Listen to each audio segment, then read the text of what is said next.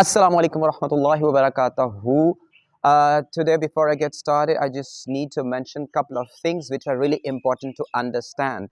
And you need to follow my instructions if you want to get good grades in sociology, right? So, very first thing about which I want to share with you guys is there are basically three different levels I'm trying to work on, and you need to prepare your examination according to three different levels. For instance, if I talk about sociology, my perspective or my idea about all of the students right now I'm teaching or the people who are watching my videos online.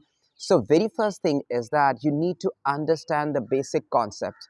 So for instance, today I'm going to make a video which is all about the revision of qualitative data. So for instance, if you learn this video, you keep on watching this video 2 or 3 times, you will be understand to the different terms and their concatenation. Concatenation means they link up, how they link up with each other. So the very first level about the preparation, in respect to preparation, is you need to understand certain terminologies plus the way they are linked up with each other. This is the first stage. And my previous video, which was on quantitative data, if you keep on watching this, try to make some notes, and you need to understand all those terminologies like a rapid fire. I mean, for instance, you watch videos, then you need to practice on your own 2 or 3 times. For instance, in my last video, I talk about quantitative. Quantitative data, it's all about the numbers, it's percentage, it's rate, right? It's questionnaire. There are two different ways we can simply put forward questionnaire, postal or through email. This is the first method. Second method, it's all about administrated researcher. I mean, the person who is standing at the place and giving a questionnaire to different people. Then second thing we got, for instance, content analysis. So you need to understand what is content analysis. Yes, in content analysis, we got two things together, recurrent themes and content mapping. Then you got interviews. So you keep on practicing yourself according to that situation. So very first level is just having some sort of idea, not some sort of, I mean, you need to understand completely the terminologies and how they are linked up with each other. This is the first level. On the second level, we simply add certain things to all those terminologies. For instance, questionnaire. In the first level, you got questionnaire, right? In the second level, you need to know questionnaire, what is the strength of questionnaire and what is the limitation of questionnaire. So in second level, right, you add some certain things. What? Strength and limitations, plus one reference in strength and one reference in limitation. So this is called the second level. And at the last level, what we're supposed to do, we simply take a chapter, keep on practicing about the different questions. We need to understand which kind of question. For instance, we can discuss 5 to 6 years past paper of that chapter in one sitting, right? So this is how we prepare. We got, alhamdulillah, I think so we got 4 months, right? And it is enough time we have. We can simply prepare our AS levels within 4 months time, inshallah ta'ala, quite convincingly. So I mean, keep on practicing, keep on talking to yourself, keep on, it's like, as I mentioned, it's a rapid fire. Within 2 months time, you need to revise the whole video according to your brain. Keep on practicing, trying to memorizing this thing. So today I'm going to start with the qualitative data. The very first thing about the qualitative data is you need to understand it's all about the quality, and when we talk about the quality, it's all about the behavior. And whenever we are talking about the behavior, it means we are interacting with different people. So this is what actually I want from your side as well. Keep on practicing. Something talks so fast, quickly, and sometimes just reconsider what you are planning to say. So this is what actually I want from your side as well. So qualitative, it's all about, as I mentioned earlier, it's all about your behavior. So let's begin. The very first thing we get from the qualitative data, our qualitative method, the very first thing is semi-structured interviews. See the word which is coming out of my mouth, semi-structured interview. So semi-structure means something is structured already and something we are not, this is not our, beyond, this is obviously beyond our ken, our range of knowledge. This is not we have. In semi-structure interviews, or we can even call them focus interview, we simply talk to different people. We got simple list of questionnaires, but not the standard questionnaires, not standard. For instance, I come up to you and I simply ask, for instance, okay, today we are going to discuss about sociology or about society. So there are certain questions I'm going to ask, which is fixed from my side. and the remaining question, I simply depend how you retaliate, how you answer my question. So semi-structure means semi, half, half. Semi-structure, our focused interview, is all about the questions which is from the researcher side, and after those questions, researcher is not supposed to interfere in the answer. So need to wait what is coming from the respondent side. So it simply depends on the respondent mood, what he is going to ask, what he's going to say in reply. This is clear? So this is semi-structure, and this is even called focus interview. Why it's focus? Because the focus is given to the topic. I have a certain topic, I simply share this topic to my respondent. There are certain things which are fixed by the researcher, and rest lies on the reply, on the respondent's mood. Okay, what he is thinking about all this. This is, we have semi-structure or focused interview. This is clear. The second thing about that is you need to understand, plus there are certain limitation and the strength of it.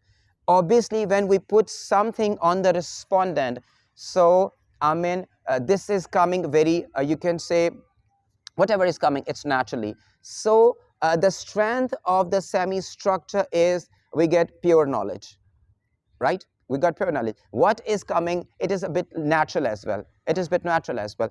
But the limitation is that, I mean, as I mentioned earlier, it simply depends on the will of the respondent. So respondent need to be more talkative, have a lot of knowledge about the subject, and he is willing to share a lot of knowledge. But still, I mean, it is possible, especially the way we have in our society, people, normally females, are a bit reluctant to answer. So there is a limitation of it. Okay, I mean, you need to say that the respondent need to be well equipped what he is going or she is going to say. This is, we have, first thing is that is semi-structured or focus interview.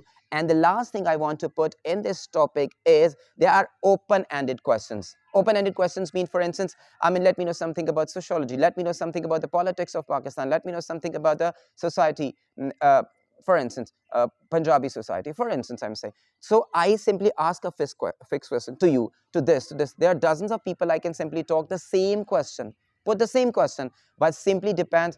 Obviously, I will get different answers, because every single people who is going to be my respondent have a different IQ level, have a different knowledge, different range of knowledge. So this is, we have, which is called semi-structure or focus into the first thing. Second thing we have in it, about if we want to know something about the behavior of the people, it's unstructured. So what is the difference between semi-structure and unstructured? Unstructured means I'm the researcher and I'm going to plan something. Today I want to get some knowledge about marriage, how girls think about marriage, right? So I simply need to talk to different people. I'm going to have some sort of research on that topic. So what do you think about that? So I simply need to give the topic only. I don't need to ask different questions relating to marriage or some of the age difference and blah, blah, blah. No, I don't need to. I'm interested to know marriage in Punjab. What is the culture of marriage in Punjab? Full stop. So my requirement is only to get knowledge. I simply share the topic with my audience, with my respondent. So it simply depends on the will, on the mood of the people, what they are planning to answer. But important thing, two important things we need to learn, we need to remember. What? In unstructured interviews, it is always recommended that we need to talk to our respondent before the interview. We need to try to win the confidence, the trust of the person we are going to take interview, right? Because if we simply, I mean, for instance, reach somebody and ask different questions, I mean, we are living in a different society in Pakistan, and people are not ready to share a lot of stuff about their domestic issues. And here I put a reference of Hamid, a person who did a lot of research on marriage and sexuality in reference to females in Pakistani society. Right, his contribution is a lot about that particular topics. So, what is required to understand in unstructured interviews?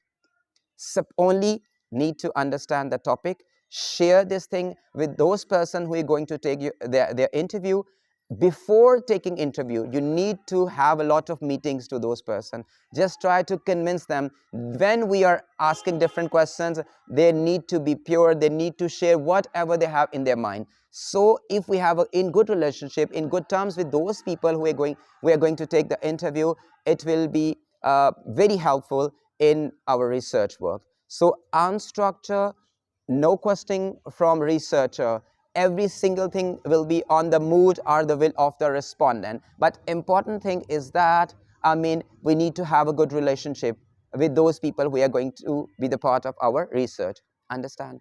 The very best thing about that, if we have a good relationship, obviously, I mean, there are certain families, there are certain individuals who are ready to share their feelings, share their ideas, share their mistrust about people, share their, you can say, their life, which is effective, or they are victims of some, I mean, assault or some like sexual harassment. Even it is possible people like to talk them. Now, in that specific period, people are there, have the courage to share these kind of topics as well. So this is the best thing about the strength of unstructured interview. But at the same time, I mean, see, if we want to know something in detail, it's there are two or three things which we need to consider. First thing is that the person we are going to choose for this specific topic or the interview, I mean, the person must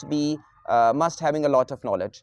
I mean, verbal expertise, communication skills, conversational skills. I mean, these things involve matters a lot in the interview. How can we simply take things up in detail? This is important to understand, right? So both the researcher and the respondent need to have a lot of knowledge, and they need to have a same chemistry. I mean, this is, there must be, because if the people have same chemistry, we can simply give a point and the respondent start speaking on blah blah blah, whatever which is required to be obviously speak. This is the second thing we have, unstructured interviews. The third thing we have in qualitative data or method, it is group interviews. What is group interviews? I mean, group interview is a tool, is a method through which we get a lot of knowledge. And obviously, before we take group interviews, there are certain requirements we need to meet those requirements. I mean, for instance, I'm planning to have a research, I'm planning to have a group interview. I need to be in a university or a college or a school, or I mean, for any at any show. So before before investigating, before taking people into group interviews, I need to tell them that we are going to have discussion on the specific topic so they can simply prepare. For instance, you can say that the political shows we have on prime time, one can say that, so already there are certain issues we need to talk to the political party leaders, then we are going to conduct, I mean, we have a lot of discussion on that particular topic, so people are ready to come. One thing, even we are going to any university or a college, we need to tell them before, tomorrow or day after tomorrow we are coming for that debate, are you ready? Or even it is possible, like Sahil Nadeem or I mean, you can say motivational speaker, they are coming. So before they come to university or college or any institution, students are required to get a lot of information. So at that particular moment, when the person or the motivational speaker will be there, so they can ask this different questions, right? So this is the thing which is important in group interviews. I mean, the respondent or the participant of the group interview, they know beforehand what they are supposed to talk about. One thing. Second thing is that, I mean, again, dexterity of the researcher is very important. His command over the topic is very important, because he will be the one who can simply manipulate and control the flow of the group interview. Because even it is possible, and you people have watched many times on television screen, that there is a debate, and when they heat up, and there is sometime a fight on the show. So this is the responsibility of the researcher or the person who is at the spot to control the participant, the one thing. So this is the better thing. Controlling the participant is the responsibility of the researcher, one thing. Second thing, we need to invite those people who has the capability, who has the conversational skills to talk in detail and with reference. and it should be avoided. It should be avoided. The personal attack should be controlled at that particular moment. So this is again the responsibility of the researcher to take people in that flow so they can't communicate within themselves, rather just to talk with the researcher. Clear? And as we need a long discussion, so the knowledge of the participant is important. So a researcher, on researcher part, he should control the whole atmosphere, give a proper atmosphere in which people comfortably talk to each other. One thing, the flow is very important, how you can simply take one thing to another, and we can simply gradually meet the requirement, what is required through this discussion. This is the third thing we have. This is called group interview. Three things. At the fourth place, we got observation. And as I mentioned, the term observation, sometimes it look like, we're talking about a science subject, because this is a part of a scientific subject when we talk about observation. One of the things which is the part of a scientific a subject. So observation, what is observation? For instance, a researcher wants to get some sort of knowledge of the people, our behavior. Even it is possible, I tell you one thing, sometimes, no, there are dozens of videos which is available on internet. We can see that we simply throw money, we can simply throw our wallet or something, just to know what is the attitude of the people. Something people pose to be blind and just simply having the mobile phone, or having, there's so many jokes or pranks we have, just to know what is people have inside. And even sometime it is possible just to know about how people act differently according to gender differentiation. Sometimes they behave differently to females, they behave, or you can say, opposite to the male. So this is all we have in observation. We need to understand which kind of people they are and how people react in different scenarios or different situations. So basically observation is all about that. There are two different things in observation. One thing is called non-participant observation. Non-participant participant observation is all about, for instance, I'm standing on a shopping mall and watching the behavior of the people. Sometimes it's really have a nice idea to look people, the way they deal with each other. You can even you can say see the couples, how they engage with each other. Sometimes their oral communication, their gestures. So you get a lot of knowledge about observing people. When I say non-participant observation, so it means you are not participating practically, rather you are just simply looking at the people, about their behavior, how they react and how they communicate with each other. This is one of the things, you are not participating in it. This is the first thing. When we talk about the second thing, it is called participant observation. What is participant observation? What is participant observation is all about? In participant observation, we got again two things. But what is the first thing? So you want to be the part of a situation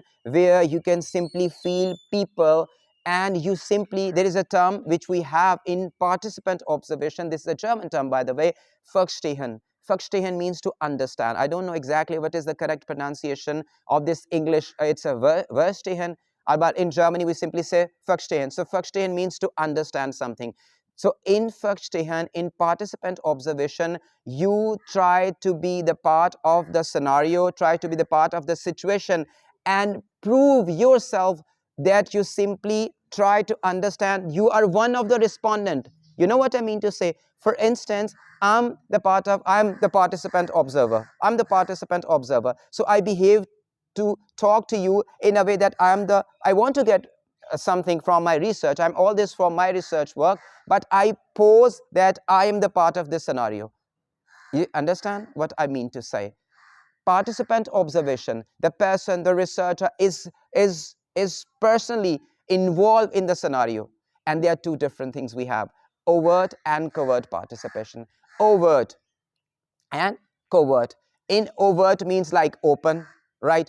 In overt participation, the respondent are the people who are a part of a project. They are aware that the researcher are observing them. So for instance, I'm say, okay, tomorrow I'm going to start a research work, and you people, you understand, because the subject of my topic is how students behave when they got mobile phone with them. By the way, I'm just talking to you, right? So I am mentioning to you that I'm going to have a research. So in overt participant observation, in overt, right, it's open. The observer, right, they know they are being observed.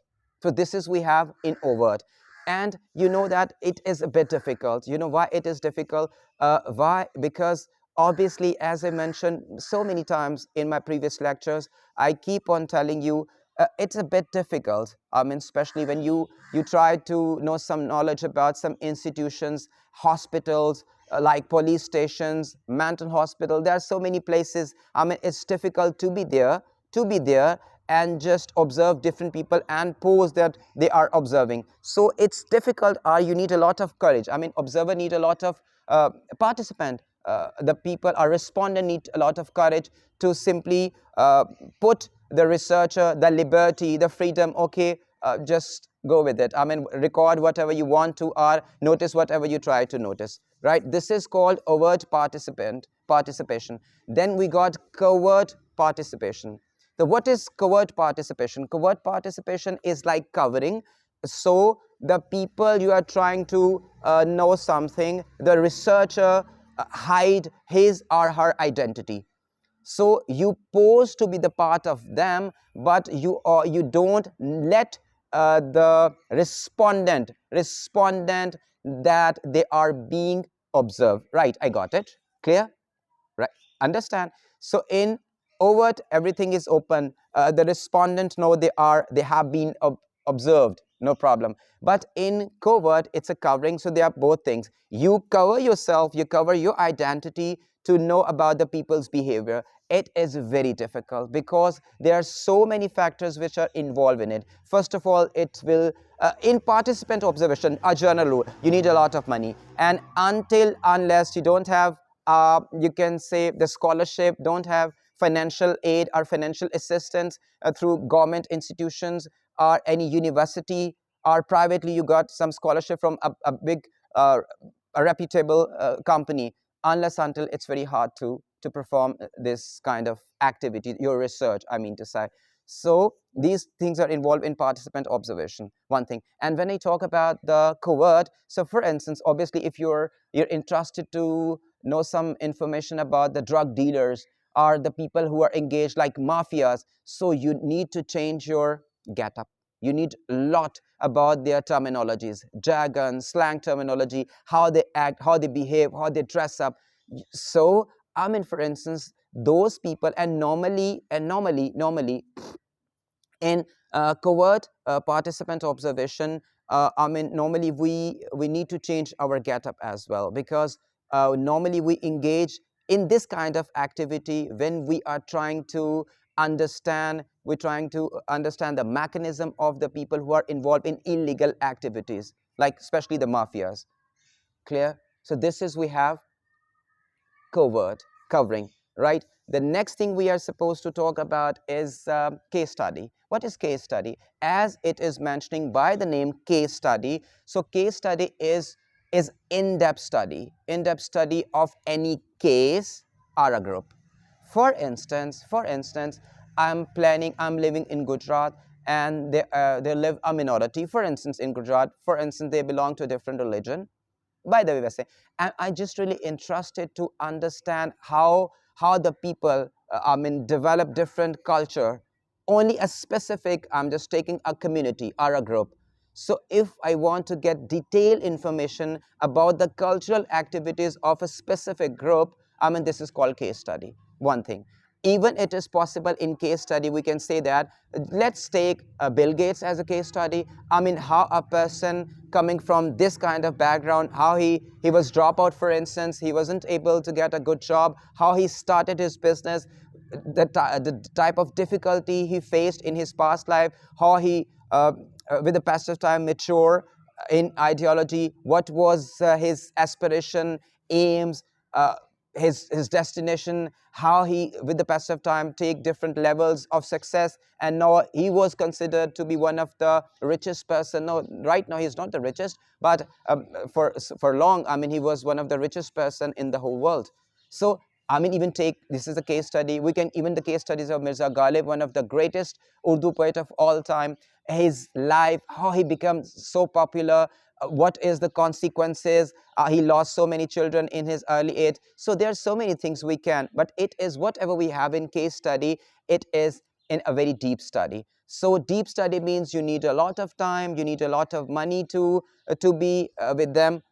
Thirdly, I mean, the case study is a kind of thing, a general statement, which is coming from my side, is that, see, whenever we simply call qualitative data, so it's always difficult to have representativeness. Representativeness is very difficult in qualitative, because see that I'm a teacher, I'm like you, I'm a male, I'm for instance 40 plus. So I mean, but still see that the things which I have as a teacher is entirely different from a teacher who is living in the neighborhood of mine. Clear? So in qualitative data, in qualitative information, it's always difficult to have a complete representativeness. It's very difficult, very difficult. I mentioned. So there are certain things you need to understand. You need to rethink. I simply say something you need to understand, and then keep on practicing and keep on applying those statements onto your society. So it will be very helpful for you to understand what is sociology is all about. So this is, we have case study. And what is the limitation of case study? I understand. What is the limitation of case study? This is what we have in case study. I mean, we can't put those things in another level. For instance, the case study, if you're talking, for instance, about myself, how I changed myself in my childhood. Now, right now, I'm a teacher, and for how long I have been teaching. So if you take me as a case study, you can't apply those things, I mean, on other people as well. So it's very rare that you put one thing to another. Yes, you can take different levels. Okay, for instance, the person, he belongs to a poor family. Okay, so a person who belongs to a poor family, he works so hard, he was very, for instance, intelligent, very lucky enough, he did this, he never lose hope. There are certain things we can take from the case studies, but you can't implement the whole scenario on other level. This is we have in case study. The last thing we have in this perspective is semiology. What is semiology? Semiology is the same as we have in content analysis. In quantitative data, we got content analysis. In qualitative data, we got semiology. What is semiology? It's all about the understanding the cultural meaning of any text. Our media is called semiology. It's you understand what I mean to say. What is semiology? It's the cultural interpretation in media. Our text is called semiology. And whenever we talk about this terminology, there are two different things which are the part of this thing. Denotative. What is denotative? Denotative semiology means, for instance, we got any picture, right? We got a picture and we are looking simply. So the journal impression, the journal idea, or the journal impression, or the text, or anything, we can simply see. This is a picture of roses, for instance. See, so every single person looking the same stuff. So this is what actually we have. This is a booklet. This is a brochure. So you can't take anything out of this. For instance, this is the same for everything. This is denotative. Then we got connotative. What is connotative means? Connotative means one single thing, but it's simply the meanings vary from person to person, from culture to culture. Clear? And the example which we have in the book is, it's 12 roses. For instance, if I give somebody the red rose, okay, just take it and accept it. So it means obviously I have some sort of relationship. I just want to convey my love gestures to other person, opposite gender, for instance. So this is roses. But same roses, same thing in Russia, it is taken as a entirely opposite sense. So semiology, first thing, it's all about the cultural interpretation, culture meanings of anything. When we talk about anything, there are two things. One thing, if we talk about the text, for instance, text, right, which have different interpretation, different meanings. So one can say that it is connotative. When we got certain thing which is the same, for instance, this book, this chair, this rose, for instance. So the thing, same thing, have the same meaning. Is it clear? So when we talk about the semiology, we need to understand a couple of things as well. One thing is called conceptual. It is the responsibility of the media, but sometimes media play as a stooge in the hands of their owner. Okay? In conceptual semiology, it is all about the concept. For instance, the example which is put in the book is all about how the different European media predict or say something about the people who live in Palestine and in Israel. So they are taking in a different. Keep on saying that, keep on saying that. For instance, freedom fighter are the terrorists. You understand? So it simply depends how you manipulate and change your observer's mind. This is all about we have. Clear? Right? And sometimes even say, for instance, it's all about hey, hey. So it's hey, how are you? So in English language, hey is a kind of thing which is very friendly. It's informal way of talking to somebody. But in Punjabi, oi. So if I simply say oi, so it doesn't look nice. I mean, what the person who is saying that, and being as a teacher, you are not supposed to say things like that. So see, it's simply asking calling someone, but it is taken entirely in a different manner. So last time what I'm trying to reach is that semiology, understand what we have in semiology: interpretation, culture interpretation, two things together. In semiology, it's denotative and connotative, understand. Then we got in it, we got one thing which is conceptual, how they simply developed a simple concept.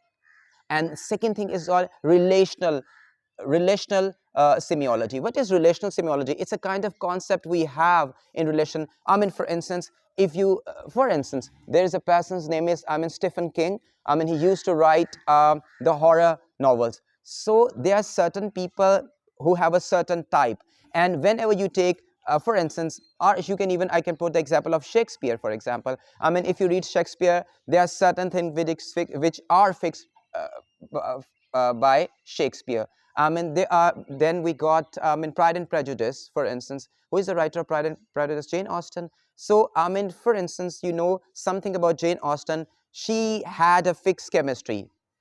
I mean, she wrote, I think, more than seven novels. All the seven novels have the same pattern, same style. So if you pick any writer or reader, so reader are used to know something. Okay, this is the book of this writer. We know there must be something like that. So this is very important to understand the conceptual and the relational meanings when we talk about the semiology. And obviously, the worst thing or the limitations of the semiology is we can't put those things. I mean, for instance, whatever Shakespeare has written in his book is not applicable to the person who is living in Pakistan or in Gujarat. So we can't manipulate those knowledge we have in a form of text or something to our society. The last thing is the documents. The last thing about the documents is the secondary kind of a data, the things which is already written. I mean, for instance, the personal diaries. And there, sorry to say, I forgot the name of the two girls who were very famous for their diaries. One is Anna something, I don't remember right now, so do pardon me for that. So the personal diaries play a lot of part in people's behavior. Especially I'm talking about those girls who were a victim in Second World War. They simply put themselves in some place, and they can simply listen the voices of firing and the bomb explosions. So on that particular event, political scenario, they wrote their diaries. So sometimes diaries are very helpful, because through diaries we know a lot about the psychological aspect of an individual.